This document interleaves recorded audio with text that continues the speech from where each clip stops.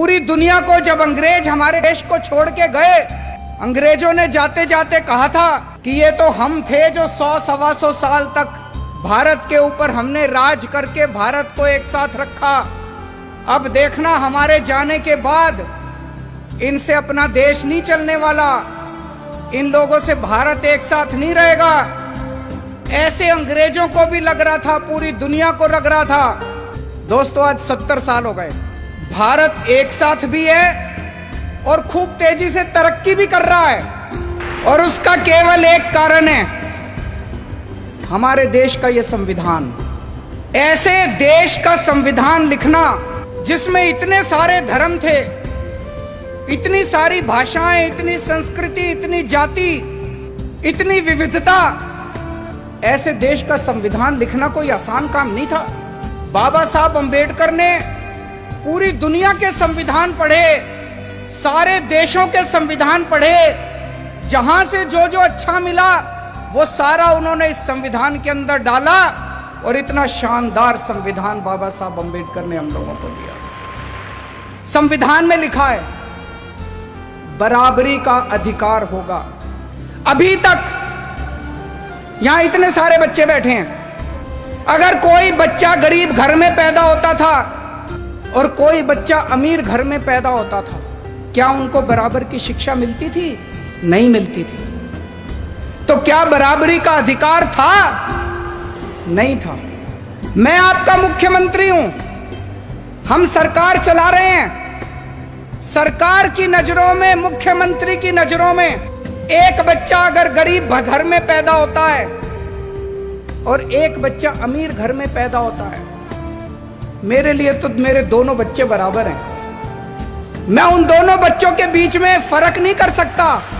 तो इसीलिए जब हमारी सरकार बनी, हमने अपने सामने सबसे पहला लक्ष्य रखा कि इस गरीब के बच्चे को भी अच्छी शिक्षा दिला के रहेंगे हम लोग।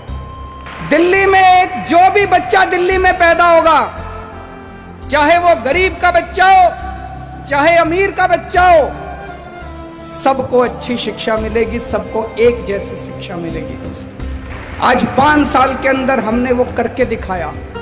बाबा साहब अंबेडकर का एक सपना पूरा किया हम लोगों ने। हमारे संविधान में लिखा है जीने का अधिकार होगा। पहले गरीब आदमी के घर अगर कोई बीमार होता था, वो सरकारी अस्पताल में जाता था, सरकारी अस्पताल में इलाज का बुरा हाल था। आज दिल्ली के अंदर सरकारी अस्पतालों में वैसा ही अच्छा इलाज है जैसा प्राइवेट अस्पतालों के अंदर इलाज हो रहा है। लोगों को हमने जीने का अधिकार दिया। दिल्ली के अंदर हमने योजना बनाई। अभी तक अगर किसी का एक्सीडेंट होता था, कोई उसको बचाने के लिए नहीं जाता था, वो बेचारा सड़क पे पड़ा रहता था। लोग सड़क पे गुजर जाया करते थे, लोगों को लगता था मैं क्यों पचड़े में पड़ूं, मैं अगर इसको अस्पताल में ले गया तो अस्पताल वाले मेरे से पैसे मांगेंगे। अब हमने कहा है कि पैसे की चिंता मत करो, अगर कोई किसी का एक्सीडेंट हो जाए, जो भी उसको देखता है तुरंत उसको नियरेस्ट अस्पताल में पहुंचाओ। कितना भी महंगा अस्पताल होगा, सारे पैसे दिल्ली सरकार देगी। संविधान में लिखा है गरीबी दूर करेंगे। गरीबी कैसे दूर होगी? केवल नारे लगाने से दूर नहीं होगी गरीबी। हमने दिल्ली के गरीबों का मिनिमम वेज बढ़ाया।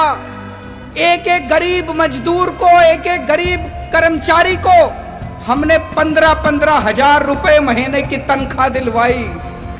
गरीबी तब दूर होगी दोस्तों। मुझे ये लगता है अगर ये बाबा साहब अंबेडकर का संविधान एक दिन के लिए अच्छे से लागू हो जाए, ये देश कहीं का कहीं पहुंच जाएगा।